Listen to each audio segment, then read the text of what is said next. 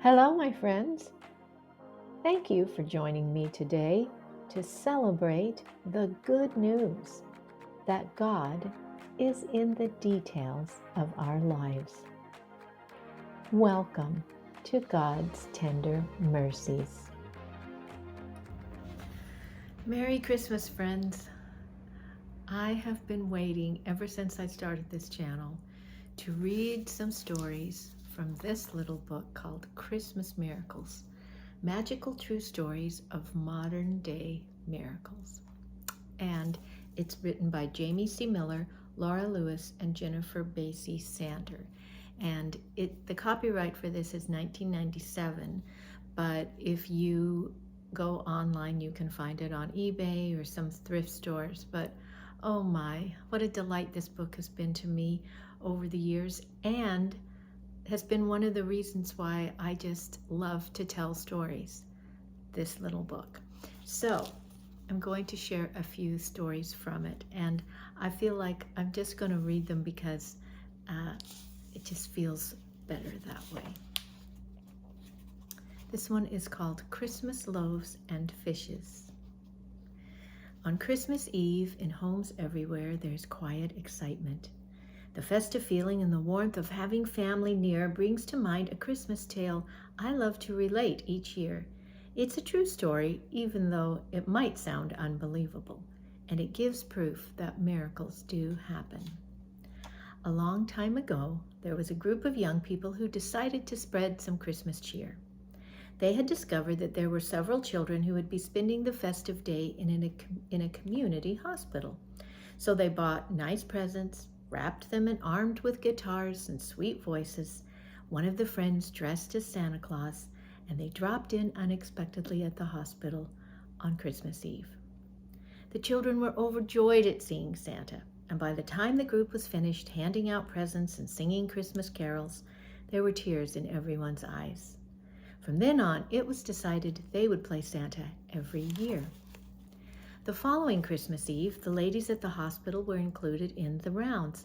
By the third year, it was expanded to embrace some other children in the neighborhood. On the fourth Christmas Eve, however, after all the rounds were made, Santa Claus looked into his bag and discovered there were a few extra toys left. So the friends mulled it over, trying to figure out what to do with them. Somebody mentioned there were some squatters' shacks nearby in which a couple of desperately poor families lived. I don't know if we'd call them squatters' shacks today, but I think you know what I'm talking about. So the group decided to go there, thinking there were perhaps 3 families at most. But as they drove over the crest of the hill into this lonely area, it was around midnight now. The shocked group saw a large number of people standing at the side of the street. They were children, more than 30 of them. Behind them were not 3 shacks, but rows and rows of shabby dwellings. As the cars drew to a stop, the children came running up, shouting with joy. It turned out they had been waiting patiently all night for Santa Claus. Somebody, no one could remember who, had told them he was coming, although our Santa had decided to go there only a few moments before. So that's kind of miracle number 1. Everyone was stunned, except for Santa. He was in a panic. He knew he didn't have enough toys for all these kids. Eventually, not wanting to disappoint the children, he decided to give whatever toys he had only to the smallest of the children. And when the presents ran out, he'd just have to explain to the bigger kids what happened. So moments later, he found himself perched on top of a car's hood as these 30 or more sparkling clean children, dressed in their best clothes, lined up in order of height, with the smallest first, for their moment with Santa. As each anxious child approached, Santa dipped into his bag, his heart heavy with dread, hoping to find at least one more gift. And by some miracle, he found one each time he dipped. And as the last of the children received a present, Santa looked into the now deflated bag. It was empty, as it should have been 24 children ago. With relief, he let out a hearty ho, ho, ho, and bade the kids farewell. But as he was about to enter the car, the reindeer apparently had the day off, he heard a child scream, "Santa, Santa, wait!" And out of the bushes rushed two little children, a boy and a girl. They had been asleep. Santa's heart sank. This time he knew for sure he had no more toys. The bag was empty. But as the out-of-breath kids approached, he summoned up some courage and dipped into the bag once more. And lo and behold, there were two more presents in there. The group of friends, now all grown adults, still talk about this miracle on Christmas morning. They still have no explanation for it, other than the fact that it happened. How do I know so much about this? Well, I was the one playing Santa. And this was from a gentleman named Rainier Maharaj from Toronto, Canada. Jesus cares if Santa's bag is empty or full. He does. Okay, this one is called The Kiss. And I'll tell you up front, it's by Olivia Pratt at Bronxville, New York. I was in charge of a women's organization in my church for several years. Part of my responsibility was to look after the sick and elderly, giving compassionate service to those in need. I was told there was a woman in our area who was unable to attend church because of health problems and who needed some assistance. Two other women from the church joined me to visit her to see how we could help her. Margaret was a small Danish woman and very arthritic. She lived alone and had two grown children who hardly ever came to see her. From the minute we met her, we could sense she was a very proud and independent woman and that she was uncomfortable and embarrassed to ask for help. She'd owned her business for many years, a very fine dress shop, and a few of the beautiful wedding gowns she sold still hung in plastic bags in her closets. Despite her rather cold and formal demeanor, we could see that she badly needed our assistance. We spent many days over the next year at her house. We'd come in the morning and straighten her apartment, and then we'd fix lunch and try to leave something for her dinner. She would thank us very properly, never showing any real emotion. We sensed she had grown lonely and bitter over the years and had learned to keep to herself at a distance from the rest of the world. We tried very hard to be caring and loving, but we always left wondering if she would even appreciated anything that we had done. All in all, it was not a very gratifying experience. Margaret simply would not let us love her. Sometimes we think that, and we think we know what's going on in someone's mind, but we don't. Time went on, Margaret's health deteriorated, and finally she was put into a nursing home. I hadn't seen her for some months, and I was feeling a little guilty about it. It was December, and I was caught up in the mad dash of the holiday, parties, shopping, Christmas cards, decorating, many other activities to squeeze in before the big day. My sisters and I had been invited to a Christmas luncheon, an annual event I looked forward to each year. It was a very elegant affair in Beverly Hills, and it was fun to get dressed up and mingle with some of the well-known people who attended. On this particular December day, however, I had a nagging feeling that I needed to cancel my luncheon plans and instead pay a visit to Margaret.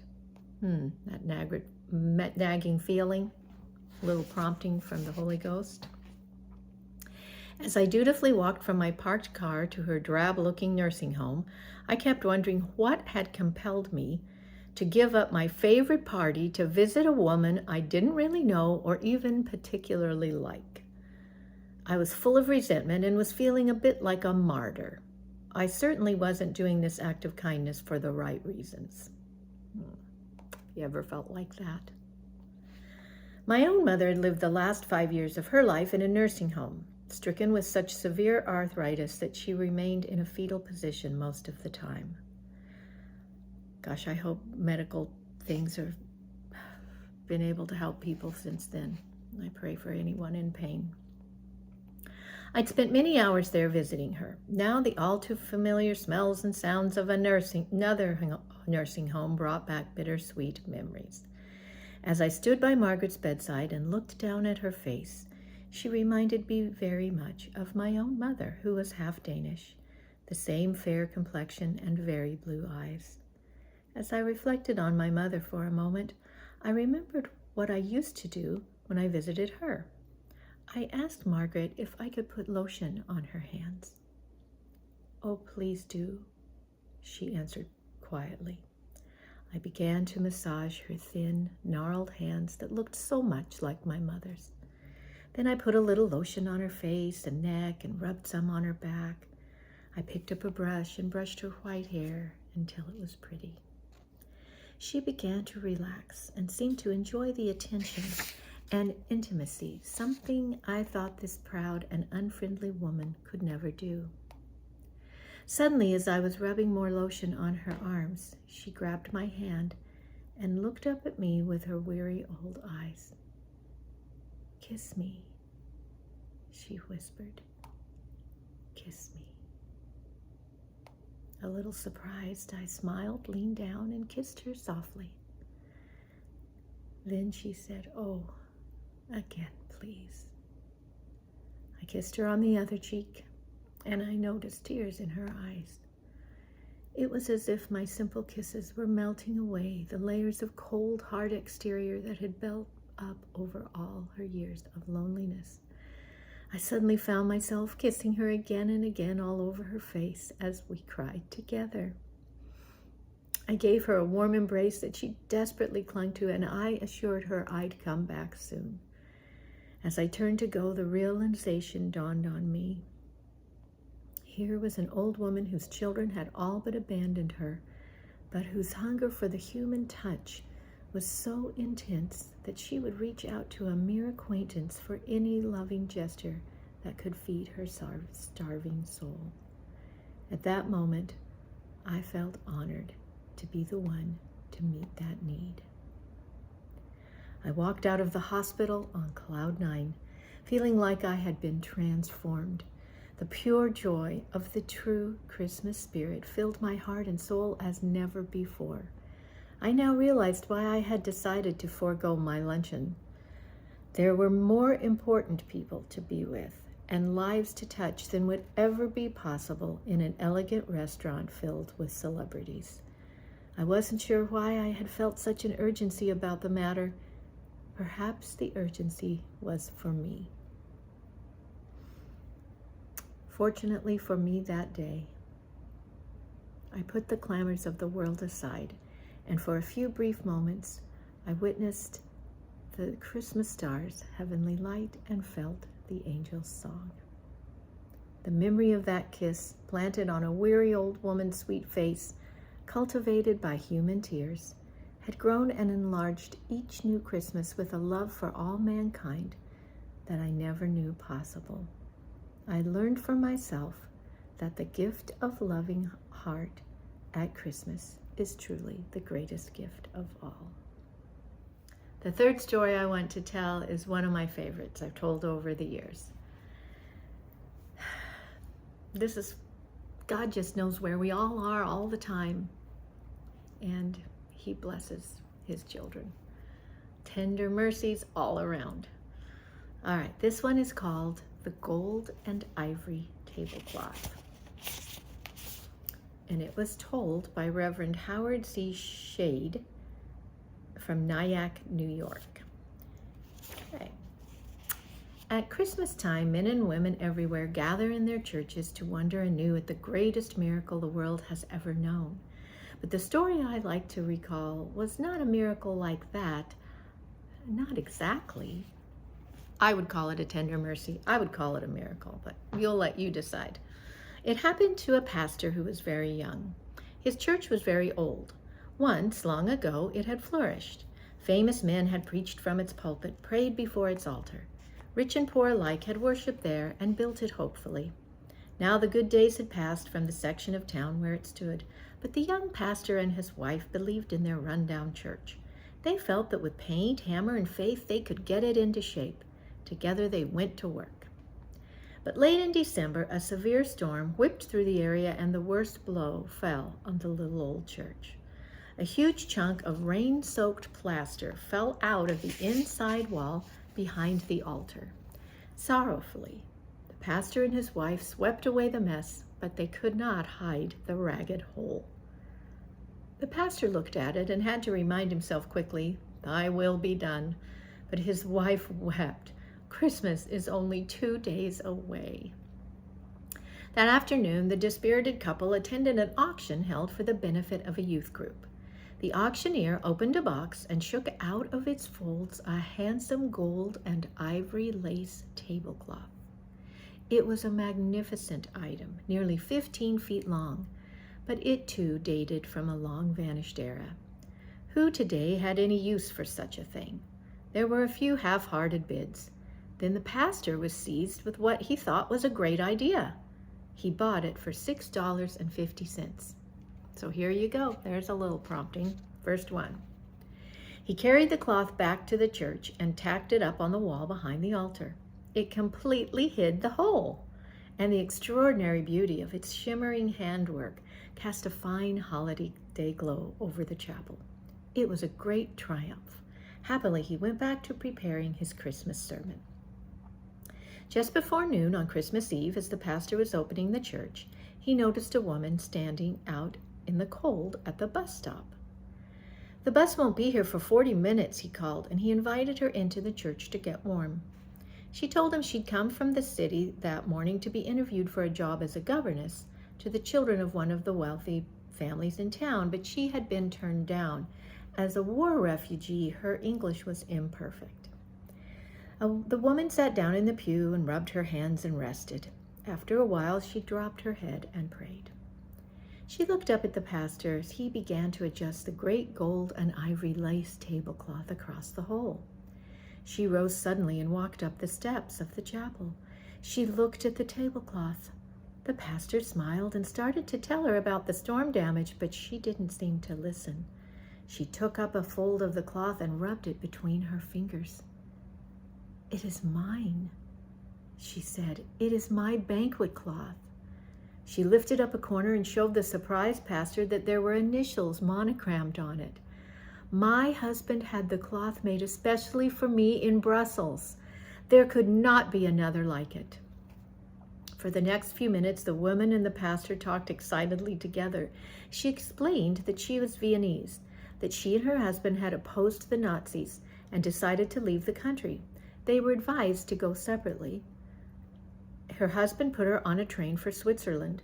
They planned that he would join her as soon as he could arrange to ship their household goods across the border. She never saw him again. Later she heard that he had died in a concentration camp. "I have always felt that it was my fault to leave without him," she said. "Perhaps these years of wandering have been my punishment." The things we tell ourselves that aren't true. The pastor tried to comfort her, urged her to take the cloth. She refused, and then she went away. As the church began to fill on Christmas Eve, it was clear that the cloth was going to be a great success. It had been skillfully designed to look its best by candlelight. After the service, the pastor stood in the doorway.